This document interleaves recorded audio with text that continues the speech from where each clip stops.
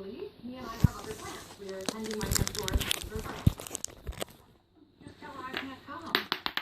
She'll be disappointed if we don't show up. She's not to be free. She won't be disappointed for very long. Now, hang on. I followed all the protocols set forth by you in the relationship agreement. I made a written request 72 hours in advance. Check the tire pressure on the car.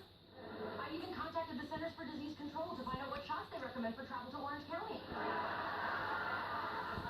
FYI, it's none.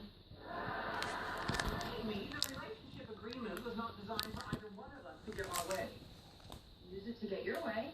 I use it to get the right way. The fact that the right way is also my way is a happy coincidence.